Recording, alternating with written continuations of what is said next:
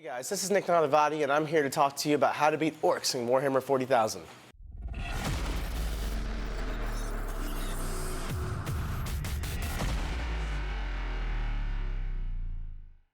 There's basically two kinds of Orks in competitive 40K. There's the shooty Orks and there's the punchy Orks. The way you handle each of them are very different, and they do different things on the battlefield, so I'm going to break it down in two parts for you.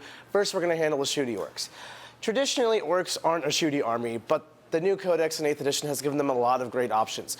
Most commonly is the Luda Bomb, as people call it. It's not quite what it used to be because the new FAQ has kept 2 units of Ludas from mobbing up to make the Luda Bomb not so bomby and more just like a powerful unit, but it's still something every Ork list is going to run, and it's something you're going to need to know how to beat if you're going to enter competitive 40K. So the basic principle of the Luda Bomb is that it's a unit of 15 Ludas, which each shoots D3 shots, and they can shoot twice, and they can do always hits on 5s with Mordaka and with a combination of the stratagem Mordaka and Daka Daka Daka. So if you do that properly, you're going to end up with 60 to 90 shots of basically autocannon profiles at a 55% hit rate. That's absolutely insane and will table armies if given enough time to fire. But, you know, it's on just Ork basic profiles, toughness 4, 6 up save. So what's stopping you from just shooting them back and killing them? Well, two things, really. There's a combination of the fact they have 48-inch range, so they can sit all the way back on the corner of the board on a ruin for awesome line of sight and just blast you away. And the rule, Grot Shields. The Hummel Grots are one of the most useful tools for the Ork player there are. Basically, the way Grot Shields works is you spend 1 command point when your Ork unit gets targeted. So if I'm shooting the Ludas and I target them, then you spend 1 command point for the Grots. For every wound I do to the Ork unit, you can roll a 2+, and then the Grot will take a mortal wound instead of the Orks. If you run more than the 10 Grots here, let's say you run 60, as most Ork armies do, because you want to fill your battalions out for really cheap, and Grots are really useful. You know, it's not easy to shoot through 60 Grots at 48 inches away when you're trying to get to the Ludas. So how do you get around this?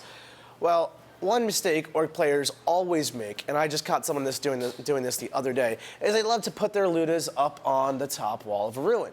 And if they do that, then the Grots typically end up on the bottom floor. Well, it's actually not that hard to shoot away all the Grots, because Grots are toughness 2 and 6 up saves. So instead of focusing on the toughness 4 Ork boys that are in cover and all that, just shoot the Grots away, especially if there's only like 30 instead of like 60 or 90. But what if your Ork player is savvy, and instead of letting you shoot the Grots and then just make your way on the Ludas like a proper Tau army or a Dark Eldar army can do, or even a Guard army, what if he hides the Grots behind this piece of terrain right here out of line of sight? The Ludas are on top, so they're still going to be further from enemy units on the ground floor. Right here, they're about 24 inches from the Grots and 26 inches from the Ludas. So there's no way to get to the Ludas to be closer because geometry and triangles. So what can you do in this scenario to mitigate the fact that the Grots can't be seen, so they're going to have basically infinite Grot shields for the Ludas? Well, you can use the fact that you also have ruins, because 40K is filled with ruins, and put yourself on some nice elevated terrain, just like that. Now, you're actually closer to the Ludas, because again, triangles. You're 19 from the Ludas, and you're 20-ish from the Grots. That means, even though there are a million Grots on the table, and they are kind of closer, they're not actually closer because you've flown up a roof.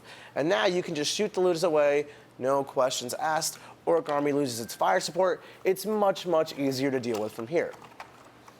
And that is basically how you beat the Luda Bomb without having to go the hard way through it and killing all the Grots first. So now that I've covered how to kill the Luda Bomb in the shooty portion of Orks, I'm going to transition into the more combat-oriented Orks and how to mitigate their horrid, overwhelming numbers that they're going to use against you. So in this demonstration, we have 2 big units of 30 Ork boys and 3 Venoms with a couple warrior squads inside as well. The Dark Eldar is severely outnumbered, and they're just trying to do a last stand to kill the Ork boys before they run through them. So what can the Dark Eldar player do to hinder the Orks without getting overwhelmed?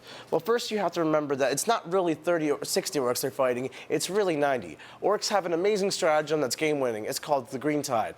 Basically how it works is if you don't kill a unit of Orks completely, but do bring it below half, let's say they'll kill 20 out of this 30 man, then the Ork player can spend 3 command points to replenish his unit back to full strength at 30 man and set them up anywhere they want, at least 9 inches away from the enemy and within 6 inches of a table edge.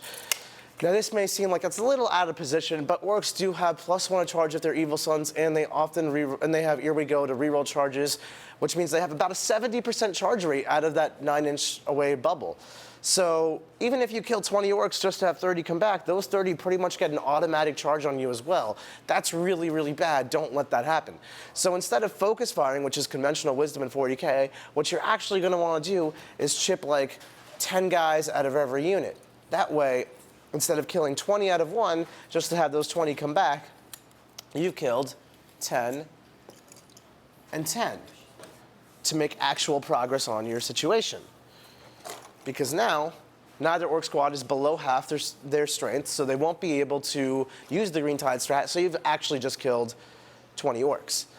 So the Orc player is going to run at you, because that's all Orc players do once the Ludas are dead, and we killed the Ludas last turn.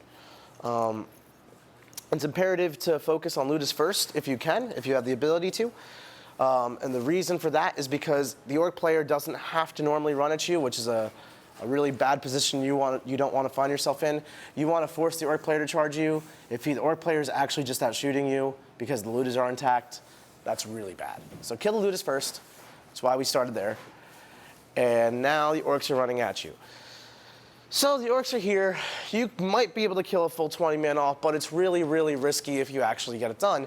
But at this point, if you kill 10 and 10, they're both below half anyway, so you're not really accomplishing anything there. So what you're going to do here is back up with everything just the board edge or as far away, just to make the actual natural charge really hard. If you want, if you're running a superior mobile force like this Dark Elder army, you can actually consolidate into a corner. The reason you want to go towards a corner with this is because it'll mitigate one squad. So because this one has further distance to travel to get the charge off. So you're going to shoot everything here. But before you do that, you're actually going to want to disembark your Dark Elder warriors and maybe even advance them if you need to, but I don't think we need to in this case. So remember, you have to do this before you move the Venoms. So I'll just reset the whole thing really quick. So you have 3 Venoms just like so. The warriors in this Venom are going to get out and move to over here, right on that board edge, really trying to screen yourself out. Then this Venom's going to move to the corner. This Venom's going to move to the corner. And then finally, these warriors are going to get also and hug this board edge, the one on behind you. And the reason we're doing this is because we want to mitigate the impact of Green Tide as much as possible. So we shoot everything we have in this Orc Boy unit because this one's pretty far away from where you've repositioned your army. But the dice gods are fickle, and you've left one Orc Boy alive. If you're actually playing Dark Elder, vecting his morale check would actually be a really powerful move, because then he will just die to morale, and that means you don't have to worry about the Green Tide. Alternatively, you could just vect the Green Tide. But in this scenario, let's say you don't have vect, because only a handful of armies do have it, and the one Orc lived. So now your opponent is going to spend 3 command points to Green Tide and set up his 30 Orcs right back at full strength here. You've made almost no progress, and it sucks. But because you've gotten these warriors out, all the way up front over here and all the way over here, his only options for placement are all the way back here, a million inches away from your actual things you care about, your Venoms, your Ravagers, that kind of stuff, or even back behind his Orc unit over here, even more out of position. So you can kind of set yourself up to block out the sides of the table and your board edges to prevent the Orc player from running at you. This is huge, because even if you can't fully mitigate the effects of Green Tide and allowing the Orcs to come back to life, you can actually at least get them to come back out of position. If these warriors didn't get out, these Orcs would be able to Green Tide to right here and make their 8-inch rerollable charge and probably get into your lines and kill the Venoms. That is how you lose a game versus how you set these guys up all the way back here. You've basically traded 5 warriors for 2 movement phases of your opponent's army. So remember, guys, there's 2 parts to an Orc army. There's a shooty part and there's a punchy part. You have to deal with the shooty part first if it's not impossible for you to do so. The reason is because then you force the Orc player to become aggressive at you, and once he becomes aggressive at you, you can start using move blocking and other tricks like the screening of the board edge to really take advantage of his lack of mobility. So that's how you beat Orcs in Warhammer 40,000. Thanks for watching.